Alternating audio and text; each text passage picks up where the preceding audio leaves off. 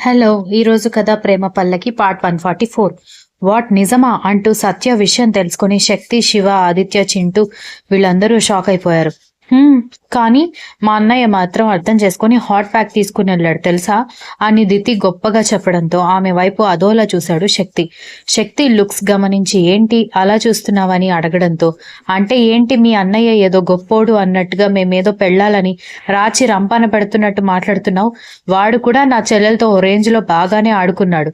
ఇప్పుడేదో ఒక hot pack తీసుకెళ్లాడని నువ్వంతా ఎత్తేయాల్సిన అవసరం లేదు అని అన్నాడు శక్తి. హో హలో, మా అన్నయ్యకి నీకు చాలా డిఫరెన్స్ ఉంది. అఫ్ కోర్స్ నువ్వు కూడా మంచివాడివే, కానీ పెళ్ళైన తర్వాత కూడా నువ్వు నన్ను చాలా రోజులు దూరం పెట్టావు. కానీ మా అన్నయ్య దాంతో లైఫ్ పంచుకుందాం అనుకున్న తర్వాతే దాన్ని పెళ్లి చేసుకున్నాడు. పెళ్లికి వాల్యూ ఇచ్చేవాళ్లే కదా గొప్పవాళ్ళు అని అంది దితి. అచ్చా అవునా, అయితే నీకంటే నా చెల్లెలే కదా గొప్ప అని శక్తి కూడా కన్నింగ్ స్మైల్ తో చెప్పడంతో అదేంటి అని దితి ఉక్రోషంగా అడిగింది. ఏంటమ్మా నీ వరకు వచ్చేసరికి టోన్ చేంజ్ అయిపోయింది అని వెటకారంగా అడగడంతో దితి నార్మల్ అయిపోయి ఎందుకు అని అడుగుతున్నాను అంది. నువ్వు నాకు ఇష్టం లేదని తెలిసినా కూడా బలవంతంగా పెళ్లి చేసుకోవాలని చేసుకున్నావు కూడా. కానీ నా చెల్లెలు వంశీకి ఇష్టం లేదని, తనకి ఇష్టం లేని పెళ్లి చేసుకోవడం ఇష్టం లేకపోయినా పెళ్లికి రెడీ అయింది. మీ అన్నయ్య లాస్ట్ మినిట్ లో పెళ్లి కొడుకు తప్పిపోవడం వల్ల పెళ్లి చేసుకున్నాడు. సో త్యాగం చేయాలి అనుకున్నా నా చెల్లెలు గొప్పదా, బలవంతంగా చేసుకున్నాను గొప్పదానివా అన్నాడు. అంటే నా ప్రేమని దక్కించుకోవాలని అనుకోవడం తప్ప అని దితి కోపంగా అడగడంతో, తప్పు కాదు, ఇప్పుడు కార్యం ఫెయిల్ అయిందని బాధపడకుండా వాడు సేవలు చేస్తున్నాడని నువ్వు గొప్పగా చెప్పావు. అలాగే వాడికి ఇష్టం లేదని తను త్యాగం చేయాలనుకుంది కాబట్టి తను కూడా గొప్పది. ఏటొచ్చి తప్పొప్పుల గొప్పతనం మ్యాటర్ వస్తే మనిద్దరమే వేస్ట్ అవుతాం అని శక్తి అనగాని దితి నోరు మూసుకుంది. శక్తి నవ్వుతూ దగ్గరికి రమ్మని పిలవడంతో కోపం వచ్చి నేను రానని చెప్పింది. దాంతో చేయి పట్టుకుని లాగేసరికి వెళ్లి బెడ్ మీద అతని పక్కన పడింది. చూసావా, ఒకరితో కంపేర్ చేస్తే ఎంత కోపం, బాధ, ఉక్రోషం వస్తాయో. మీ అన్నతో నువ్వు నన్ను కంపేర్ చేసినప్పుడు నాకు కూడా అలాగే ఉంది. వాడు నాకంటే చిన్నవాడే. వాడితో నన్ను కంపేర్ చేస్తే నాకు నచ్చుతుందా? అలాగే సత్యతో నిన్ను కంపేర్ చేస్తే నీకు నచ్చలేదు. ఎవరి క్యారెక్టర్ వారిది, యూనిక్. ఒకరిలో ఇంకొకరు ఉండలేరు. మీ అన్న కాబట్టి నీకు గొప్ప కావచ్చు, కానీ నాకు అలా కాదు కదా. అంతెందుకు, మా ముగ్గురు అన్నదమ్ములు చెల్లెల్లోనే చాలా డిఫరెన్స్ ఉన్నాయి. నాకు ఇంటి బాధ్యతలు ఉన్నాయి. మా నాన్న ఒకడే కష్టపడ్డం చూడడం నాకు చిన్నప్పటి నుంచి ఇష్టం లేదు. అందుకే పెద్దగా ఆలోచించకుండానే మేనేజ్మెంట్ సైడ్ వెళ్ళి పీజీ కంప్లీట్ చేసి వెంటనే మా డాడీ బిజినెస్ చేతిలోకి తీసుకున్నాను. కానీ మా చెల్లెలకి తమ్ముడికి మా డాడీ బిజినెస్ చూసుకోవడం ఇష్టం లేదు. కానీ నా మాట కాదనలేక మా తమ్ముడు అప్పుడప్పుడు కొన్ని పనులు చేస్తూ ఉంటాడు. మా చెల్లెలైతే 6-100 అయినా సరే మా బిజినెస్ సైడ్కి రానే రాదు. అందుకే తన ఫ్యాషన్ డిజైన్ సైడ్ వెళ్ళింది. అలాగే మీ 6గురిలోనూ చాలా డిఫరెన్సెస్ ఉన్నాయి. మీ ముగ్గురు అన్నలు మీ డాడీ వాళ్ళ బిజినెస్ చూసుకుంటున్నారు, కానీ మీ ముగ్గురు అమ్మాయిలు అది ఇష్టపడరు. కానీ మీ అన్న వాళ్ళు కాబట్టి మిమ్మల్ని మీరు కంపేర్ చేసుకున్నా బాగుంటుంది. కానీ మీతో మాకు ఎలాంటి కంపారిజన్ బాగోదు. సరే, నా ముందంటే అంత గర్వంగా మీ అన్నయ్యని పొగడగలిగావు. బయట ఎవరి ముందైనా నన్ను తక్కువ చేసి మీ అన్నయ్యని పొగడగలవా అని శక్తి అడగడానే దితి కంగారుగా చూసి, అదేంటి బావా, అన్నయ్యని పొగిడితే మాత్రం నిన్నెలా నేను తక్కువగా చేస్తాను? నీ గొప్ప నీదే కదా. అయినా చదువులు పూర్తయ్యే వరకు అన్నయ్య వాళ్ళెవరూ బాధ్యతలు తీసుకోవాలి అనుకోలేదు. కానీ నువ్వు మాత్రం మామయ్యకి సహాయం చేయడానికి చిన్నప్పటి నుంచి ఆలోచిస్తున్నావని అనగానే, ఇదిగో ఇదే వద్దు అంటున్నాను. అందరి ఆలోచనలు ఒకలాగా ఉండవు అని అన్నాడు శక్తి. సరే నేనెప్పుడు మన 9 మందిని కంపేర్ చేయను అని చెప్పడంతో, గుడ్ గర్ల్, సో ఇక బెస్ట్ వైఫ్గా ఉంటావా అని ఆమె బుగ్గలు నొక్కి పట్టుకోవడంతో సిగ్గుపడుతూ అతని గుండెల్లో తలదాచుకుంది. ఉదయాన్నే తను వర్కౌట్స్ చేసుకునే టైంకి మెలకువ రావడంతో వంశీ లేచి స్ట్రెస్ చేసుకుంటూ పక్కకి తిరిగి చూసేసరికి సత్యం చూసి మతి పోయినట్టయింది. ఎండ కన్నెరుగకుండా కాస్మెటిక్స్తో అందాన్ని వికాసింప చేసుకున్న అతివ కావడంతో బంగారు వర్ణంలో మెరుస్తున్న కాలి మీద వెండి పట్టీలు తళుక్కుమంటున్నాయి. ముద్దుగా ఉన్న సత్య నడుము గిల్లేసరికి సత్య గట్టిగా అరుస్తూ కళ్ళు తెరిచి చూసేసరికి వంశీ తన వైపే చూస్తూ ఉండడంతో, నువ్వు గిల్లావా అని అడుగుతూ ఏడుపు మొహం వేసుకోవడంతో ఆమెని కౌగిలించుకుని ఎంత అందంగా ఉన్నావేంటే అన్నాడు. సత్య సిగ్గుపడుతూ మొహం పక్కకి తిప్పుకుంది. వెంటనే అతన్ని గాఢంగా కౌగిలించుకుంది. అతను కూడా తిరిగి కౌగిలించుకున్నాడు. నువ్వు నాతో కోపంగా ఉండి ఆ మిథునతో పెళ్లికి రెడీ అయ్యి నేను మరెవరితోనో పెళ్లికి రెడీ అయినప్పుడు ఇలాంటి సందర్భం ఒకటి మన మధ్య ఉంటుంది ఉంటుందని నేను అస్సలు ఎక్స్పెక్ట్ చేయలేదు బావా. అసలు ఆ తర్వాత లైఫ్ గురించి కూడా నేను ఆలోచించలేదు. నీ ప్లేస్లో మరొకరు ఉండకూడదు, అలా జరిగిన మరొక క్షణమే ఊపిరి ఆపేద్దామని అనుకున్నాను అనగానే వంశీ ఏదో చెప్పడానికి దూరంగా జరగబోతూ ఉంటే అతన్ని మాట్లాడనివ్వలేదు. ఒక 6 నెలల ముందు వరకు నాకు ప్రేమ మీద ఎలాంటి అభిప్రాయం లేదు బావా. ఎలా వచ్చావో, ఎలా ప్రేమ పుట్టించావో నాకు తెలియదు, కానీ నువ్వు లేకపోతే బ్రతకలేని సిచ్యువేషన్కి మాత్రం వచ్చాను. ఎలాంటి మాయ చేసావో కానీ నువ్వంటే మాత్రం నాకు పిచ్చి బావా. మొండిగా అయినా నీ ప్రేమ చూపించి కానీ నన్ను మాత్రం దూరం పెట్టకు. 20 రోజులు నేను చూసిన నరకం అంతా ఇంత కాదని సత్య చెప్తూనే కన్నీళ్లు పెట్టుకోవడంతో ఆమె కళ్ళల్లోకి చూసి ఆ 20 రోజులు నువ్వు మాత్రమే కాదు, నేను కూడా నరకం చూశానని అనగానే ఆశ్చర్యంగా చూసింది సత్య. నువ్వు ఆడపిల్లవి కాబట్టి పైకి ఏడవగలిగావు, మగాళ్ళకి అంత ఛాన్స్ లేదు కదా. అందుకే నా ఎమోషన్స్ బయటికి కోపం రూపంలో మాత్రమే చూపించేవాణ్ణి అనగానే అతన్ని గట్టిగా కౌగిలించుకోవడంతో అతను కౌగిలించుకున్నాడు. అంతలో తలుపు కొడుతున్న శబ్దానికి ఇద్దరూ తేరుకుని డోర్ వైపు చూస్తే, సత్య డోర్ తీయమ్మా, 2వ రోజు కదా, స్నానం చేద్దు గాని పద. నీకు పూజ గదిలోకి ఎంట్రీ లేదు. వేడివేడి నీళ్లతో ఫ్రెష్ అయ్యి తిని కాసేపు పడుకో, నీకు కావాల్సినవి తీసుకొచ్చానని చెప్పడంతో వస్తున్నానమ్మమ్మ అని వంశీ వైపు చూసి గాఢంగా ముద్దు పెట్టి అతను పట్టుకోబోయే టైంకి నవ్వుతూ వెళ్లి డోర్ ఓపెన్ చేసి చూసింది. సత్యకి బట్టలు తీసుకొచ్చి ఇచ్చి, ఒరే నువ్వు మీ అన్నయ్య వాళ్ళ రూమ్లోకి వెళ్ళి ఫ్రెష్ అవ్వుపో అని కృష్ణ పరమాత్ముడిలాగా పడుకున్న మనవణ్ణి చూసి అంది హైందవి.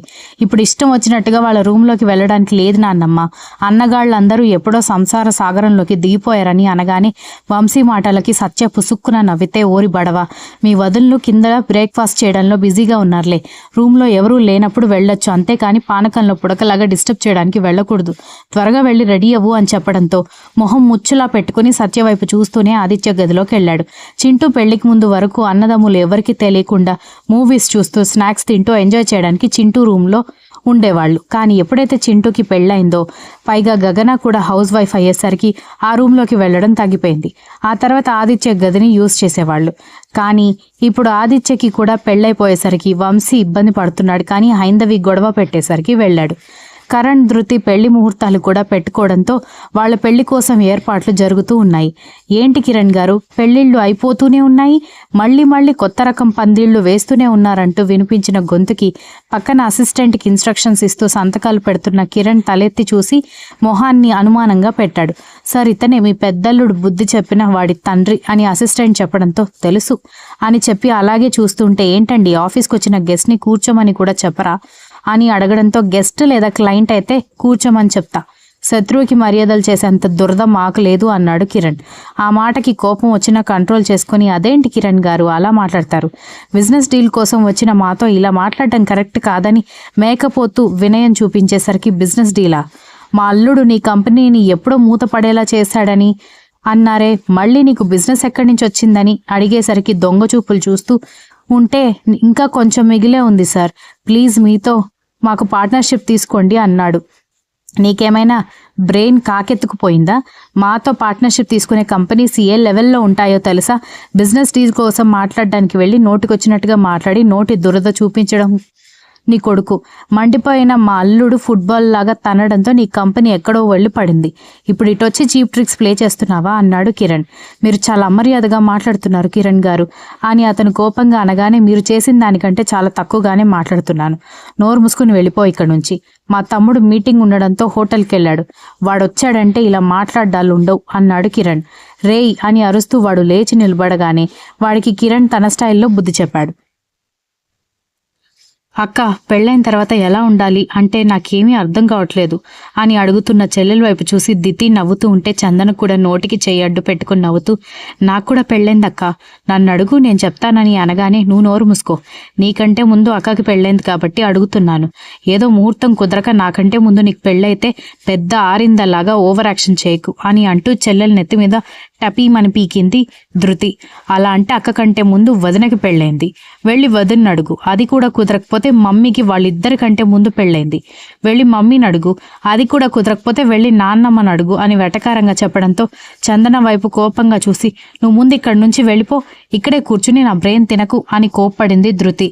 ఎందుకు కాకుల్లాగా అరుస్తున్నారు, అయినా పెళ్ళైనా కూడా మీ ఇంటికి వెళ్లకుండా మా ఇంట్లో ఏం చేస్తున్నారని సత్య కోపంగా రావడంతో దితి చందన కోపంగా చూస్తూ, ఏంటి ఎక్కువగా మాట్లాడుతున్నావు, ఏవైనా తేడాగా బిహేవ్ చేసావనుకో మీ ఇంటికి నువ్వు రాలేవు అని చెప్పడంతో నాలుక కరుచుకుంది సత్య. అలా బుద్ధి చెప్పండి. ఓవర్ యాక్షన్ చేస్తుందని సత్య తల మీద ఒక్కటేసి అక్కడికొచ్చి కూర్చున్నాడు వంశీ. సత్య అనే దాంట్లో తప్పే ఉంది? ఇది మా అత్తారిల్లు కదా. ఇక్కడ ముగ్గురు అక్క చెల్లెళ్ళు అల్లరి చేస్తే మాట వచ్చేది మాకే. ఏ అమ్మాయిలు, అల్లరి చేయకుండా కూర్చునేటట్టయితే కూర్చోండి, లేదంటే బాగోదని అంటూ నిత్య గగన కూడా రావడంతో ముగ్గురు ఏడు మొహం వేసుకున్నారు. వాళ్లని చూసి 3 దయ్యాలకి బాగా తిక్క కుదిరింది. వీళ్ళ బాబులు గారాబం చేసి చెడగొట్టారు అంది హైందవి.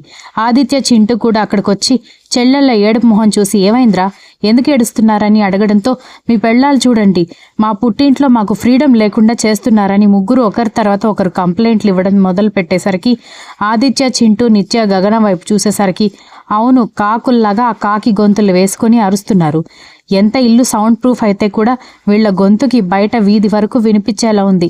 మరి ఇంటి బాధ్యత, ఇంటి పరువు నిలబెట్టే వర్క్ కోడళ్ళదే కదా, అందుకే అల్లరి చేయొద్దు అని చెప్పాము అని అంది గగన. గగనతో పాటు నిత్య చెప్పారు. అబద్ధం అన్నయ్య, మీతో చాలా నార్మల్గా చెప్తున్నారు కానీ మాతో చాలా పొగరుతో మాట్లాడారు. ఇంకా ఏమన్నారో తెలుసా, ఎక్కువ అల్లరి చేస్తే ఇక్కడికి రాకుండా చేస్తామని కూడా అన్నారు. చింటూ ఆదిత్య సీరియస్గా చూసి అన్నారా అనగానే గగన నిత్య కంగారు పడి ఒకరి మొహం ఒకరు చూసుకుంటూ ఉంటే, సరదాగా ఆడపడుచులతో ఆడుకుంటుంటే మధ్యలో మీకెందుకురా, పెద్ద మగాళ్ళలాగా పెళ్ళాలని బెదిరిస్తున్నారు. కామెడీని కామెడీ వరకు తీసుకుంటేనే బాగుంటుంది, లేదనుకో సీరియస్ అవుతుంది అని హైందవి అనడంతో అందరూ బుద్ధిగా తలాడించారు. చూస్తుండగానే రోజులు గడిచిపోతున్నాయి. గగనకి నెలలు నిండడంతో బరువెక్కిపోయి కాళ్ళు బాగా వాపులు మొదలవ్వడంతో కాసేపు కూడా నడవడం చేతకాక ఇబ్బంది పడుతూ ఉంటే ఆమెని వాకింగ్ చేయమని ఇబ్బంది పెట్టకుండా కాళ్లకి ఆయిల్తో మసాజ్ చేస్తున్నాడు ఆఫీస్ నుంచి వచ్చిన తర్వాత చింటూ. ధృతి, కరణ్ పెళ్లి పనులు కూడా జోరందుకున్నాయి. ప్రభాకర్కి తన వైపు చెప్పుకోవడానికి ఎవరూ లేరు. ప్రభావతి వైపు చాలా మంది బంధువులు ఉండడంతో వాళ్ళందరూ వచ్చి ప్రభావతి ఇంట్లో నిండుకున్నారు. అబ్బాయికి మనలో ఎవరు చేసుకోవడానికి దొరకనట్టుగా ఫ్రెండ్ చెల్లెల్ని చేసుకోవడం ఏంటి వదిన? నువ్వు నన్ను అడుగుంటే మన బంధువుల్లోనే చాలా మంది అమ్మాయిలు ఉన్నారు, నేను చూపించేదాన్ని కదా అని అంది ప్రభావతి వంటలో సహాయం చేస్తున్న వదిన వరుస అయ్యే ఆవిడ. ఎవరు దొరక్క మేము ఆ అమ్మాయిని చేసుకోవట్లేదు వదిన, వాడు ఆ అమ్మాయిని ఇష్టపడ్డాడు. ఇద్దరు బాగా గాఢంగా ప్రేమించుకున్నారు. ఒక్కగానొక్క కొడుకు. వాడు ప్రేమించిన అమ్మాయికి ఇచ్చి పెళ్లి చేయకుండా ఎవరినో ఇచ్చి పెళ్లి చేస్తే జీవితాంతం వాళ్ళిద్దరూ బాధపడుతూ ఉంటే చూసి మేం మాత్రం సంతోషపడతామా? అయినా పెళ్లి చేసుకోరా అని ఎన్నిసార్లు అడిగినా కనీసం పెళ్లి మాట ఎత్తితేనే ఆమెడు దూరం పోయేవాడు. స్వయంగా ఒక అమ్మాయిని ప్రేమించాను, పెళ్లి చేసుకుంటాను అంటే మేము అది 10,000 అనుకుంటాం గాని కులం, తలం, ఆస్తి, అంతస్తు చూడం. పైగా అమ్మాయి తండ్రికి చాలా ఆస్తులు పాస్తులు ఉన్నాయి.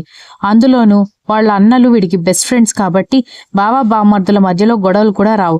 పైగా మొదట్లో చిన్న చిన్న మనస్పర్ధల వల్ల వాళ్ళిద్దరు పెళ్ళొద్దంటే మేమే బాధపడ్డాం. మాకు ఆ సంబంధమే కావాలి అని చెప్పింది ప్రభావతి.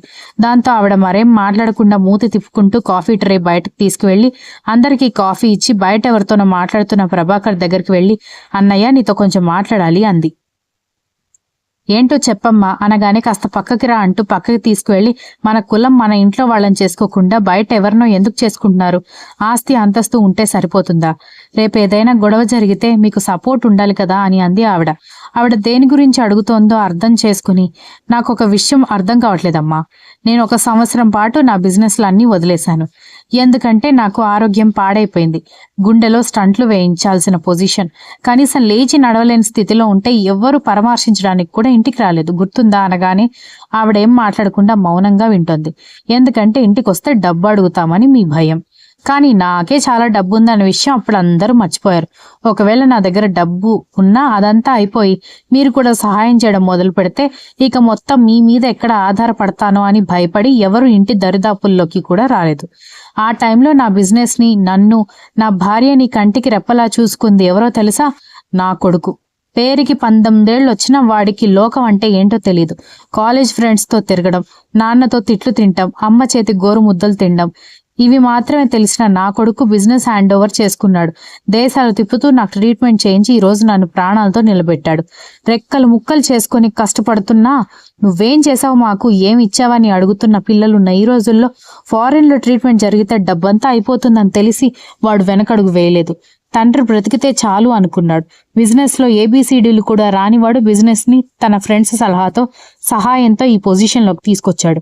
నువ్వన్నావే రేపేదైనా సమస్య వస్తే మనలో ఎవరు సహాయం చేస్తారని. నాకు వచ్చింది చాలా పెద్ద సమస్య, ఎవరు సహాయం చేస్తారని అడిగాడు.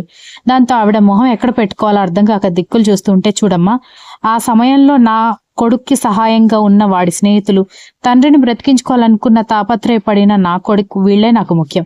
కాకపోతే పెళ్లికి పిలిచి పప్పన్నం పెట్టలేదని అంటారు కాబట్టి పిలిచాను. అంతకు మించి నాకు సలహాలు ఇవ్వకండి అని చెప్పి వెళ్ళిపోయాడు